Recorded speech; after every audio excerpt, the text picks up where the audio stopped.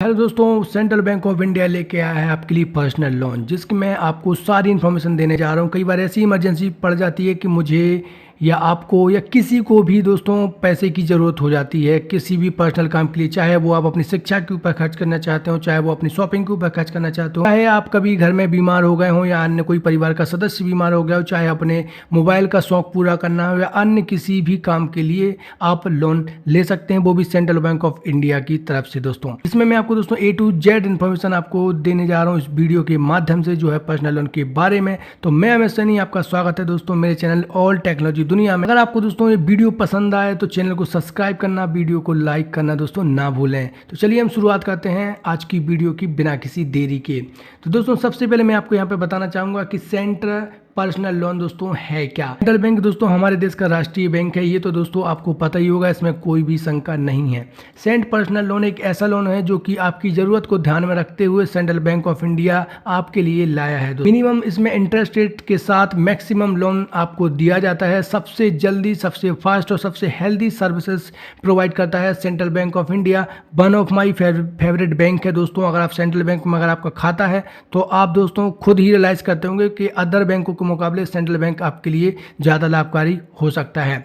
तो ये है दोस्तों सेंट्रल बैंक ऑफ इंडिया का पर्सनल लोन। हम चलते हैं हमारे अगले टॉपिक के ऊपर। यहाँ पर मैं इन्फॉर्मेशन आपको दूंगा दोस्तों ब्याज के बारे में, पैसे के बारे में और समय के दोस्तों बारे में। तो दोस्तों पर्सनल लोन के लिए सेंट्रल बैंक ऑफ इंडिया की जो ब्याज दर जो होती है 9.5% से 11 के बीच होती है, ये आपको बता देना चाह रहा हूँ। इसके साथ दोस्तों आप यहाँ से 1 लाख से 15 लाख तक का अपनी ज़रूरत के हिसाब से लोन ले सकते हैं। और यहाँ पर दोस्तों 84 महीने का समय आपको दिया जाता है इस लोन को चुकाने के लिए। यहाँ पे दोस्तों आपके नीचे एक लाइन चल रही है, processing fees of 1% of total loan. जितना भी आपका लोन सेंशन होता है दोस्तों उसका यहाँ पे 1% यहाँ पे लोन की जो प्रोसेसिंग फीस है वो लगेगी, जिसमें अधिकतम दोस्तों 10,000 रुपये तक की ये प्रोसेसिंग फीस हो सकती है। हम चलते हैं हमारे अगले टॉपिक के ऊपर दोस्तों कि सेंट्रल बैंक ऑफ इंडिया का पर्सनल लोन किसको दिया जाएगा। तो सेंट्रल बैंक ऑफ इंडिया का पर्सनल लोन दोस्तों स्टेट गवर्नमेंट के एम्प्लॉइज़ या फिर सेंट्रल गवर्नमेंट के एम्प्लॉइज़, जिसमें दोस्तों आप हॉस्पिटल में काम करते हो या फिर म्यूनसिपल पार्टी में, अन्य कोई स्कूल या किसी भी गवर्नमेंट बॉडीज़ में अगर आप काम करते हैं तो इसका लाभ दोस्तों आप उठा सकते हैं। इसके साथ दोस्तों आपको मिनिमम 3 साल का एक्सपीरियंस होना चाहिए अपने काम करते हुए, या फिर अगर आपकी दोस्तों परमानेंट नौकरी है या फिर आपको 1 साल भी हुआ है तो इस स्थिति में भी आपको सेंट्रल बैंक ऑफ इंडिया का पर्सनल लोन दोस्तों दे दिया जाएगा। इंडियन कंपनी में दोस्तों अगर आप इंडियन कंपनी में काम करते हैं या मल्टीनेशनल कंपनी में काम करते हैं या प्राइवेट जॉब भी करते हैं तो भी यहाँ पे आप दोस्तों बहुत आसानी से सेंट्रल बैंक ऑफ इंडिया का पर्सनल लोन का लाभ उठा सकते हैं। इसमें दोस्तों अगर आप किसी भी स्कूल में, कॉलेज में या फिर प्राइवेट ऑर्गेनाइजेशन में जहाँ पे आपकी फिक्स सैलरी हो और फिक्स जॉब हो, मतलब परमानेंट जॉब हो, जहाँ पे भी इस लोन योजना का लाभ उठा सकते हैं जो कि सेंट्रल बैंक ऑफ इंडिया के द्वारा आपके लिए चलाई जा रही है। हम यहाँ पे चलते हैं दोस्तों अगली टॉपिक के बारे में, जिसमें मैं आपको बताऊंगा कि कितना यहाँ पे आपको लोन प्रोवाइड किया जाएगा। इसको आपको बहुत ध्यान से समझना है क्योंकि बहुत सारी वीडियो को आप देखेंगे वहाँ पे इस चीज़ को क्लैरिफाई नहीं किया गया है। इसमें मैं आपको एक एक इन्फॉर्मेशन क्लैरिफाई करूँगा। तो दोस्तों यहाँ पे बताएगा 20 time of gross salary subject to maximum 15 lakh and minimum net take home pay 40% of gross salary. इसका मतलब है दोस्तों कि अगर आप मान लीजिए आपकी सैलरी कितनी है, यहाँ पे दोस्तों 20,000 रुपये है, जितनी भी आपकी सैलरी हो उसका 20 टाइम तक का आप यहाँ पे लोन ले सकते हैं। यहाँ पे दोस्तों मान लीजिए मेरी सैलरी 20,000 रुपये है और यहाँ पे 20 लाख मान लीजिए 20 टाइम्स का अगर मैं इसको करता हूँ तो यहाँ पे 4 लाख दोस्तों यहाँ पे हो जाते हैं। मिनिमम 4 से और मैक्सिमम 15 लाख, ये मेरी फिक्स है जो राशि होगी। मिनिमम 4 लाख और मैक्सिमम 15 लाख तक बैंक हमें लोन यहाँ पे प्रोवाइड करेगा। यहाँ पे दोस्तों सैलरी आपकी कितनी है, 100% है। कुछ कंडीशंस हैं यहाँ पे आपको जो ध्यान में रखनी है कि आपकी सैलरी कितनी है, 100% है। लेकिन अगर आपको कोई घरेलू लोन अगर पहले से चल रहा है या फिर कोई अन्य घरेलू खर्च है तो यहाँ पे क्या करती है बैंक, उसका 60% पहले ही डिटेक्ट कर देती है। ये चीज़ आपको ध्यान रखना है। ये क्यों करती है बैंक, वो इसलिए करती है क्योंकि कई बार ऐसा होता है कि अगर आप 100 रुपये कमाते हैं उसमें से अगर आप पूरे के पूरे तो आप खर्च करेंगे नहीं या फिर पूरे के पूरे तो बैंक को चुकाएंगे नहीं, तो यहाँ पर बैंक को भी पता होता है कि जो बंदा कमाएगा तो उसमें से ₹60 तक तो वो खर्च कर देगा, उसके बाद बचेंगे उसके नेट हैंड में कितने 40%। तो यहाँ पे दोस्तों जो नेट पेमेंट आपकी जो सेफ पेमेंट होनी चाहिए सभी लोन को चुकाने के बाद, घरेलू खर्चों के बाद, अन्य खर्चों के बाद, तो यहाँ पे 40% तक यहाँ पे आपकी पेमेंट सेफ होना चाहिए। ये यहाँ पे दोस्तों 40 माफ कीजिए यहाँ पे पैसे लिख दिए, अगर ये 40% तक यहाँ पे दोस्तों नहीं बचते हैं तो इस स्थिति में आपको लोन दोस्तों नहीं दिया जाता है। यहाँ पे अगर दिया भी जाएगा तो यहाँ पे कम लोन आपको दिया जाएगा। ये डिपेंड करता है कि आपकी सैलरी कितनी है। अगर उतना अमाउंट आपका बच रहा हो फालतू के, अगर आप पैसे खर्च नहीं कर रहे हो, या फिर दोस्तों अगर आपको कोई अनवांटेड खर्च ना हो, या फिर लोन अपने 2-3 लेके रखे होंगे, तो उस स्थिति में हो सकता है आपको लोन यहाँ पे ना मिले।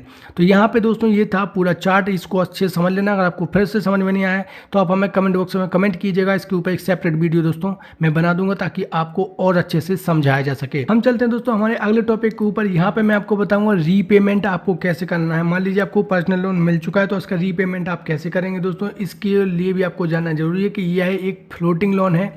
यहाँ पे दोस्तों इसकी जो ब्याज दर है वो फ्लोट हो सकती है, यहाँ पे कम ज़्यादा इसकी ब्याज दर आपको देखने को मिल सकती है। अधिकतम 5 साल के लिए और मैक्सिमम 7 सालों के लिए पर्सनल लोन आपको किसी भी बैंक में दिया जा सकता है, और EMI के माध्यम से आपको हर महीने की राशि यहाँ पे चुकानी पड़ेगी। या तो आप 2 ऑप्शन यहाँ पे रख सकते हैं, या तो बैंक से बोल दीजिए कि वो ऑटोमेटिक आपके अकाउंट से पैसे डिटेक्ट कर ले, या फिर दोस्तों आप सेपरेट बैंक में जाके या फिर लोन ID डाल के आप अपने मोबाइल फ़ोन की मदद से भी इसकी रीपेमेंट हर महीने कर सकते हैं। लेकिन मैं आपको राय देना चाहूँगा, आप कोई सी भी लोन लें यहाँ पे दोस्तों आप ऑटोमेटिक बैंक से कटवाएं, इससे आपका सिविल स्कोर बेटर होगा और इसमें भी आपको फ़ायदे देखने को मिलेंगे। दोस्तों यहाँ पे मैं बात बताना चाहूँगा कि कुछ इंपॉर्टेंट पॉइंट है जो कि किसी भी लोन को लेते वक्त आपको ध्यान में रखना है। बहुत ज़्यादा लोग इसके ऊपर ध्यान नहीं देते हैं, लेकिन मैंने आपके लिए खास तौर पर तैयार किया ताकि आप इसके ऊपर ध्यान रखें। दोस्तों बैंक से पर्सनल लोन या अन्य कोई भी लोन अप्लाई करते समय दूसरों बैंकों की ब्याज दर को जरूर देखें। अगर ब्याज दर में बहुत ज़्यादा अंतर है, यानी 1% का भी अंतर है, तो ये बड़ी राशि के लोन में बहुत बड़ा अंतर पैदा कर सकता है। तो इसका ब्याज दर जरूर देखना है आपको, तभी यहाँ पे आपको लोन दोस्तों लेना है। दोस्तों प्रोसेसिंग फीस के ऊपर भी विशेष ध्यान रखना है, क्योंकि प्रोसेसिंग फीस आपके अकाउंट से काटी जाती है। तो वहाँ पर बैंक वालों उसे कंफर्म करें कि उनकी प्रोसेसिंग फीस कितनी है।